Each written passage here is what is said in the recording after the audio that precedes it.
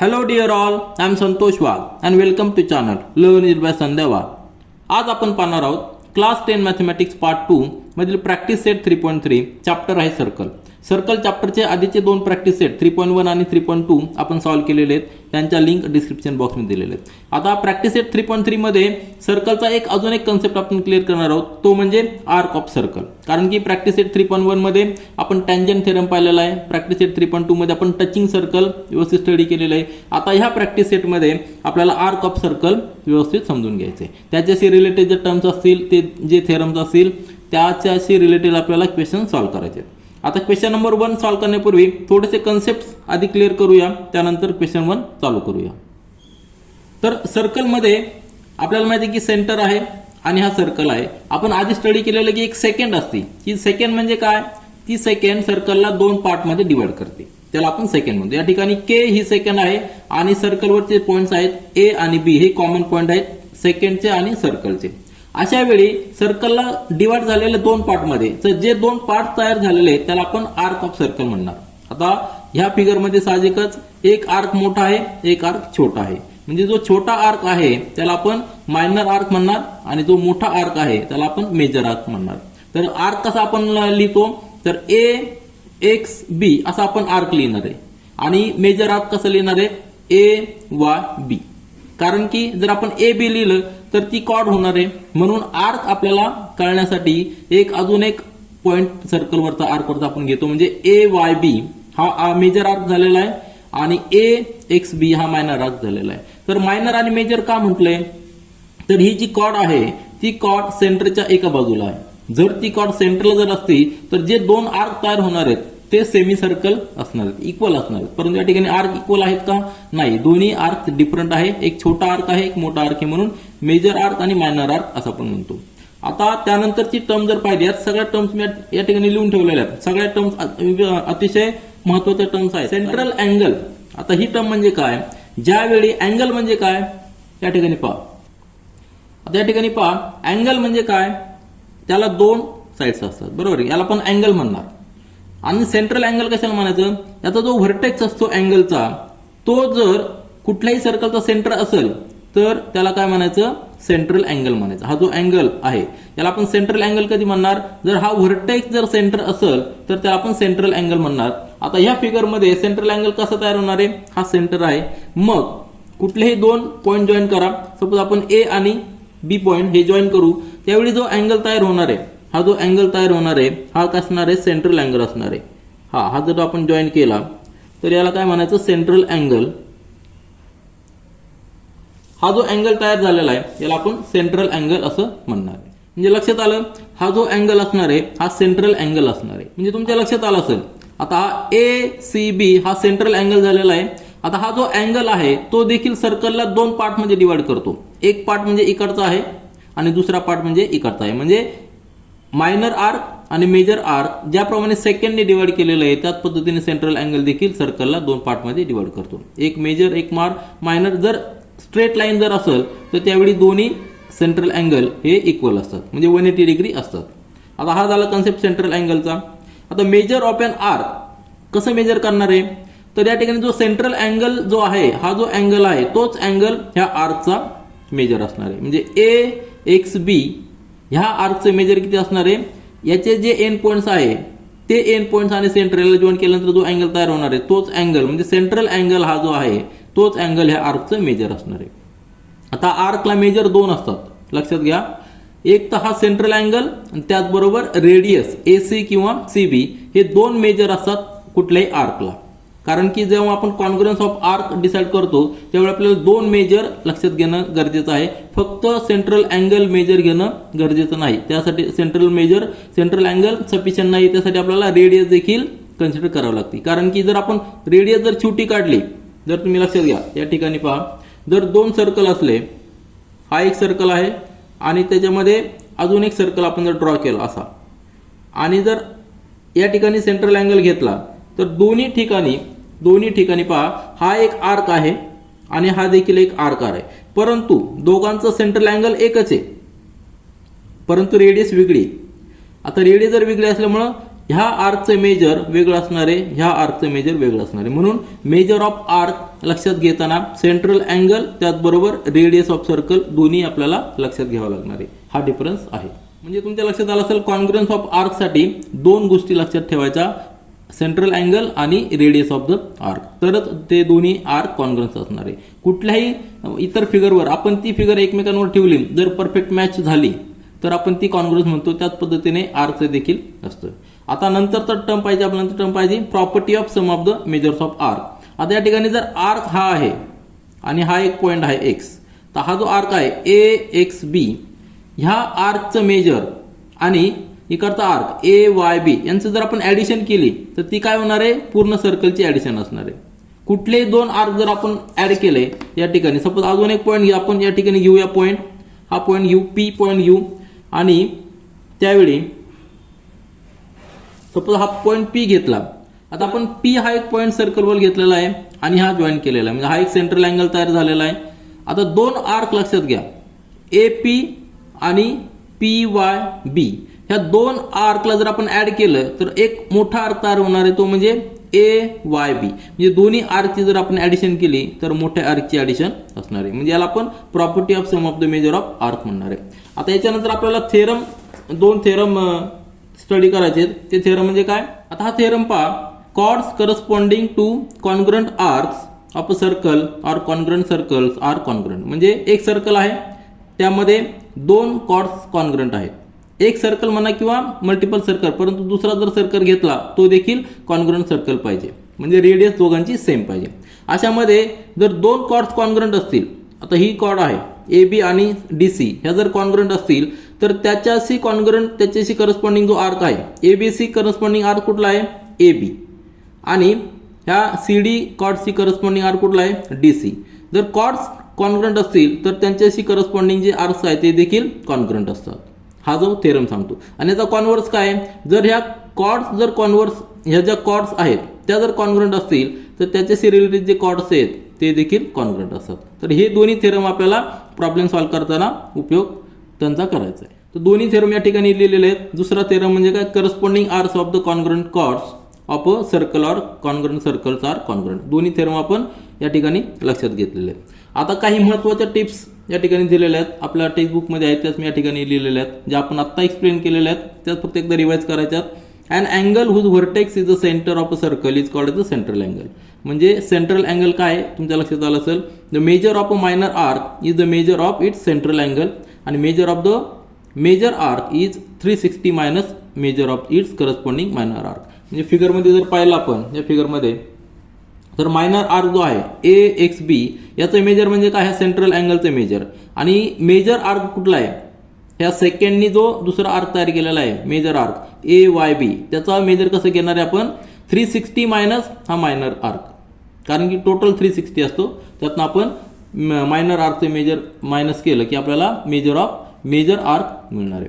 त्याच्यानंतर पुढची एक टर्म दिलेली आहे की major of the semi circle is 180 degree. आपल्याला माहिती आहे डायमीटर जर असेल तर तो सर्कलला हाफमध्ये डिवाइड करतो, म्हणजे त्याचं सर्कलचं मेजर किती असणार आहे, हाफ सर्कलचं मेजर 180 डिग्री असणार आहे. आणि when two arcs are of the same radius and same measure they are congruent. तर हे दोन्ही थेरम आपण या ठिकाणी पाहिलेले आहेत. आता क्वेश्चन नंबर 1 सॉल्व्ह करूया. आता प्रॅक्टिस सेट 3.3 मधील क्वेश्चन नंबर 1 पहा. आपण सर्कलबद्दलचे आणि आर्कबद्दलचे कन्सेप्ट क्लिअर केलेले आहेत, त्याचा उपयोग आपल्याला प्रॅक्टिस सेट सॉल्व्ह करताना करायचा आहे. क्वेश्चन नंबर 1 दिलेला आहे, इन फिगर 3.37 ह्या फिगरमध्ये points G D E F are concyclic points. म्हणजे काय, ह्या सर्कलवरचे सगळे पॉईंट्स आहेत विथ सेंटर सी. हा सेंटर सी आहे सर्कलचा. गिवन आपल्याला angle E C F is 70 degree. म्हणजे हा ई सी एफ हे अँगल मेजर दिलेला आपल्याला 70 डिग्री. हा सेंट्रल अँगल आहे. नंतर measure of arc D G F, measure of arc D G, हा जी पॉईंट इथं आहे, आणि एफ म्हणजे हा पाठीमागचा जो आर्क आहे याचं मेजर दिलेलं आहे 200 डिग्री. ठीक आहे. आणि काय फाइंड आउट करायचं आपल्याला, find measure of arc D E. हा डी ई हा मार्क जो आर्क आहे याचं मेजर फाइंड आउट करायचं. ह्या आर्कचं मेजर फाइंड आउट करायचं म्हणजे काय, त्याचा जो सेंट्रल अँगल आहे तो आपल्याला फाइंड आउट करावा लागणार आहे.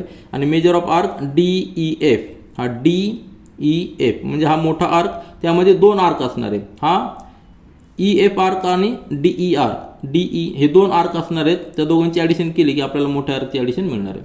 तर सगळे कन्सेप्ट या ठिकाणी आपण यूज करूया. रफमध्ये समजून घेऊया. अतिशय सोपं आहे. सर्कल जो आहे त्या सर्कलचा सेंट्रल अँगल, पूर्ण सर्कलचा सेंट्रल अँगल किती असतो? 360 डिग्री असतो. हे आपल्याला माहिती आहे. मग 360 डिग्रीमध्ये जेवढे काय आर्क असतील त्या सगळ्यांची ॲडिशन केली की आपल्याला 360 डिग्री यायला पाहिजे. ह्या सर्कलमध्ये किती आर्क आहे? हा डीई हा एक आर्क आहे, नंतर ई एफ हा एक आर्क आहे आणि एफ जी डी किंवा डी जी एफ हा तिसरा आर्क आहे. तिन्ही आर्कची जर ॲडिशन केली तर 360 डिग्री यायला पाहिजे. त्यापैकी आपल्याला दोन आर्क दिलेले, दोघांची ॲडिशन 360 मधनं जर हे दोन्ही मायनस केले तर आपल्याला ह्या आर्कचं मेजर मिळणार आहे. आणि ह्या आर्कचं मेजर मिळालं, ह्या सेंट्रल अँगलचं मेजर मिळालं की तेच मेजर याचं आर्कचं असणार आहे. आलं लक्षात? तर सोपं आहे. तर आपण सुरुवात करूया. गिवन या ठिकाणी मी लिहिलेलं आहे. गिवन जे दिलेलं आहे, काय काय दिलेलं आहे? C is the centre of the circle आपल्याला दिलेलं आहे. Points G D E F are points on the circle, हे सगळे पॉईंट सर्कलवर आहेत. नंतर angle E C F is 70 degree दिलेला आहे. Measure of arc D G F 200 degree दिलेला आहे. To find measure of arc DE and measure of arc DE F. तर सोल्युशन आता आपण सुरुवात करूया. तर ही फिगर लक्षामध्ये ठेवा. तर सोल्युशनमध्ये सुरुवातीला काय? We know the measure of minor arc is the measure of its central angle. कुठल्याही आपण आत्ता स्टडी केलेलं आहे, कुठल्याही आर्कचं मेजर काय असतं? त्याचा जो सेंट्रल अँगल आहे त्याचंच मेजर तेवढं त्या आर्कचं असतं. मग या ठिकाणी here angle E C F हा अँगल दिलेला आहे. E C F is given 70 degree. This is the central angle for arc E F. आलं लक्षात? हा जो ई एफ आहे अँगल आर्क आहे त्याचं सेंट्रल अँगल काय आहे? E C F. म्हणजेच या ठिकाणी आपण लिहिलेलं आहे here angle E C F is the central angle for arc E F. म्हणून measure of arc E F is equal to angle E C F आणि आपल्याला दिलेलं 70 डिग्री. म्हणून measure of arc E F is equal to 70 degree. आलं लक्षात? आर्कचे major आपल्याला 70 degree आलेलं आहे. आता we know measure of central angle of the circle, that is measure of the circle is 360 degree. Central जो पॉईंट आहे, centre point आहे त्या ठिकाणी पूर्ण सर्कलचं मेजर किती असणार आहे? 360 डिग्री असणार आहे. आणि adding all arcs on the circle, सर्कलवर जेवढे आर्क आहेत त्या सगळ्यांची जर आपण ॲडिशन केली तर काय ॲडिशन येणार आहे? Arc E F plus measure of arc D G F plus measure of arc DE. या फिगरमध्ये पुन्हा एकदा पहा, 3 आर्क आपण ॲड करणार आहोत. आर्क ई एफ, नंतर आर्क डी जी एफ आणि आर्क डीई, हे तिन्हींची ॲडिशन 360 डिग्री येणार आहे. त्यापैकी आपल्याला 2 दिलेले आहेत म्हणून आपण तिसरा आर्क मेजर ऑफ तिसऱ्या आर्कचं फाइंड आउट करू शकतो. सिंपल ॲडिशन केलेली आपण या ठिकाणी तिघांची ॲडिशन केली. 70 डिग्री प्लस 200 डिग्री प्लस ही आपल्याला फाइंड आउट करायची. Measure of arc D is equal to, मग 360 मध्ये मायनस केले तर आपल्याला आन्सर आलेलं आहे measure of arc is D is equal to 90 degree. तर आपल्याला पहिलं आन्सर मिळालेलं आहे. आता सेकंड आन्सर काय? ॲडिशन ऑफ 2 आर्क्स आहे. सेकंड आपल्याला काय विचारलेलं आहे? मेजर ऑफ द, नाव using the property of sum of the measures of arcs. Sum करायची आपल्याला, 2 आर्कची सम करायची, त्यावेळी आपल्याला आन्सर मिळणार आहे measure of arc DE F is equal to, हा जो आर्क आहे हा 2 आर्क मिळून मिळालेला आहे. म्हणजे arc DE plus arc E F दोघांची ॲडिशन केली तर 90 डिग्री 70 डिग्री किती आलेलं आहे? 160 डिग्री. तर आन्सर आपण या ठिकाणी लिहिलेलं आहे measure of arc DE is equal to 90 degree आणि measure of arc DE F is equal to 160 degree. यानंतर क्वेश्चन नंबर 2 पहा. इन फिगर 3.38 ह्या फिगरमध्ये triangle Q R S is an equilateral triangle. हा ट्रायंगल दिलेला इक्विलॅटर म्हणजे काय? त्याच्या all sides are equal. Equilateral म्हणजे काय? तिन्ही साइड्स इक्वल असणार आहे. हा सेंटर आहे सी, सपोज त्याला आपण सी म्हणूया. Prove that arc R S, आता हे पॉईंट्स आहेत आर क्यू एस, सगळे पॉईंट्स कशावर आहेत? सर्कलवर आहेत. म्हणजे 3 आर्क तयार झालेले आहेत. जास्त आर्क आहेत परंतु 3 मायनर आर्क तयार झालेले आहेत. आर एस, हा आर एस, नंतर क्यू एस आणि क्यू आर, हे 3 आर्क आपल्याला कॉन्ग्रुएंट दाखवायचे आहेत. Measure of arc Q R S is equal to 240 हे आपल्याला प्रूव्ह करायचं आहे. आलं लक्षात? तर कसं प्रूव्ह करणार आपण? इक्विलॅटर ट्रायंगल असल्यामुळं आपण एक थेरम पाहिलेला आहे. जर आता हे सेगमेंट आहेत किंवा त्याला आपण कॉर्ड म्हणणार, जर कॉर्ड जर कॉन्ग्रुएंट असतील तर त्याच्या करस्पॉन्डिंग आर्क जे आहेत ते देखील कॉन्ग्रुएंट असतात. म्हणजे आता क्यू आर आणि क्यू एस हे 2 कॉर्ड करस्पॉन्डिंग हे कॉन्ग्रुएंट आहेत. यांच्या करस्पॉन्डिंग आर्क जे आहेत ते देखील कॉन्ग्रंट असणार आहे. आता त्या ठिकाणी तीनही कॉर्ड हे करस्पॉन्डिंग आहेत, तीनही कॉर्ड्स हे कॉन्ग्रंट आहेत, म्हणजे त्यांच्या करस्पॉन्डिंग आर्क जे आहेत ते सगळे कॉन्ग्रंट असणार आहे. तो थेरम या ठिकाणी आपण यूज करणार आहोत. म्हणजे प्रत्येक आर्क हे इक्वल मेजरचं असणार आहे. तिघांची ॲडिशन 360 डिग्री यायला पाहिजे, कारण की 3 आर्क मिळून सर्कल तयार झालेला आहे. तर ह्या दोन्ही थेरमचा यूज करून आपण सोल्युशन फाइंड आउट करूया. सुरुवातीला आपल्याला गिवन काय आहे ते लिहून घ्यायचं आहे. गिवन आपल्याला दिलेलं आहे triangle QRS is an equilateral triangle, हे दिलेलं आहे आपल्याला. त्यानंतर points QRS are on the circle, म्हणजे एक सर्कलवर ते पॉईंट्स आहेत. म्हणजेच हे काय लिहिलेलं आहे, कारण की आपल्याला major of arc find out करायचं आहे, प्रूव्ह करायचं, जे प्रूव्ह करायचं त्या ठिकाणी आपण लिहिलेलं आहे. तर प्रूफ आपण पाहूया. ही फिगर लक्षामध्ये राहू द्या आणि आपण प्रूफ या ठिकाणी लिहू. तर प्रूफमध्ये काय सुरुवातीला लिहिलेलं आपण triangle QRS is an equilateral triangle, हे आपल्याला गिवन आहे. म्हणजेच याचा अर्थ काय, इक्विलॅटरल ट्रायंगल असल्यामुळे प्रत्येक सेगमेंट हे कॉन्ग्रंट असणार आहे. इथं आपण खाली लिहिलेलं आहे segment RS is congruent to segment QS is congruent to segment QR, कारण की रिझन काय, for an equilateral triangle all sides are congruent, म्हणून सगळ्या सेगमेंट्स ह्या एकमेकांच्या कॉन्ग्रंट आहेत. आता आपल्याला या ठिकाणी महत्त्वाचा थेरम यूज करायचा आहे.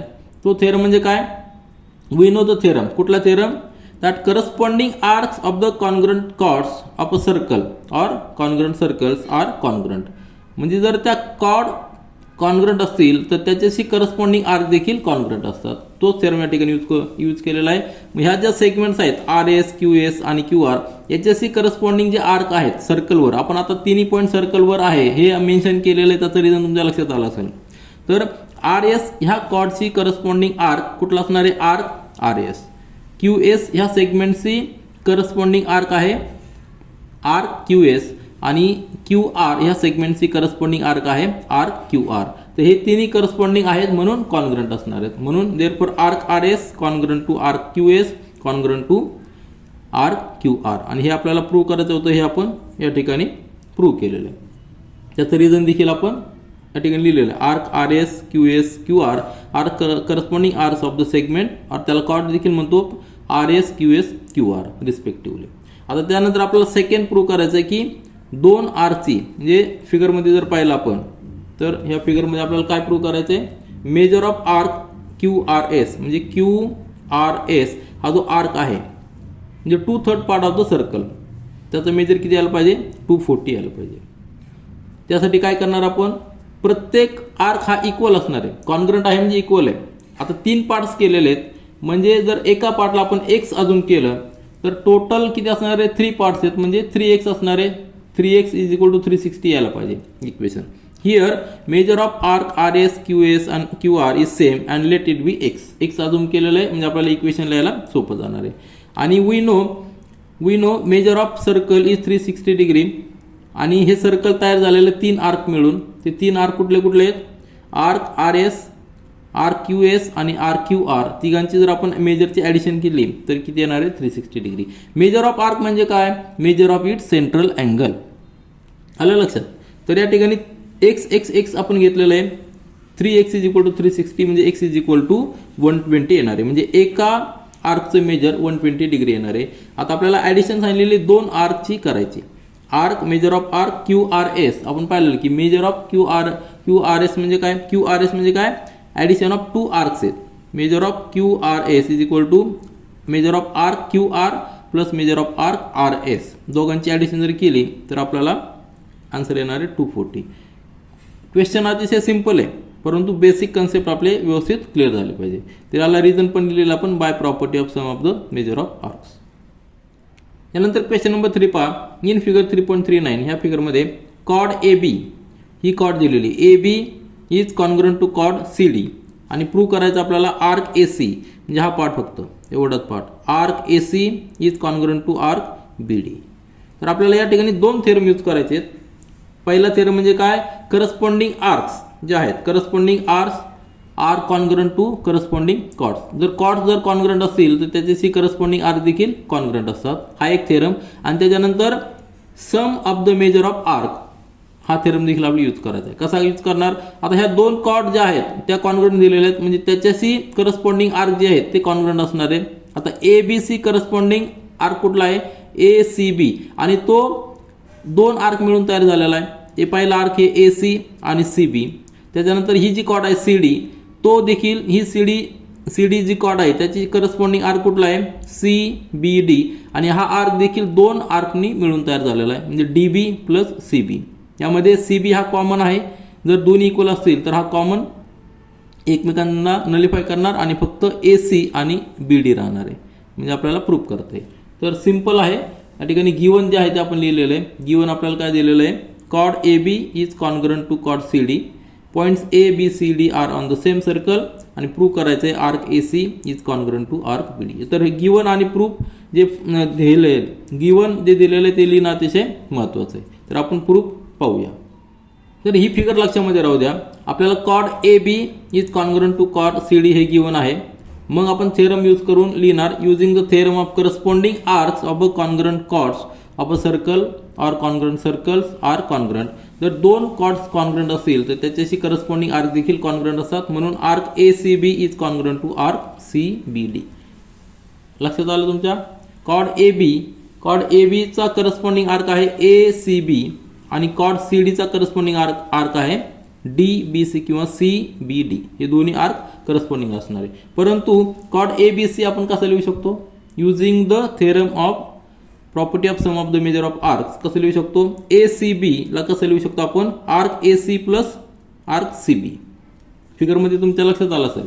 ए सी बी ला कसं लिहू शकतो आपण, आर्क ए सी बी ला कसं लिहू शकतो, arc A C plus arc C B, आणि सी बी डी ला कसं लिहू शकतो, arc C B plus arc B D लिहू शकतो. तेच आपण या ठिकाणी लिहिलेलं आहे. त्याला रिझन का दिलेलं आहे, sum of the property of the sum of the measure of arcs, म्हणजे दोन्ही आर्कची ॲडिशन लिहिलेली आहे. या ठिकाणी आर्क सी बी आणि आर्क सी बी कॉमन आहे, तो नलिफाय होणार, बरोबर आहे की नाही. म्हणजे राहणार काय, फक्त measure of arc A C is equal to measure of arc B D, म्हणजेच A C are is congruent to arc B D. हे आपल्याला प्रूव्ह करायचं होतं, ते आपण प्रूव्ह केलेलं आहे. तर फक्त 3 क्वेश्चन या प्रॅक्टिस सेटमध्ये दिलेले आहेत, परंतु जो कन्सेप्ट आहे आर्क ऑफ द सर्कल तो समजून घेणं फार महत्त्वाचं आहे. This is all for this video. Thank you.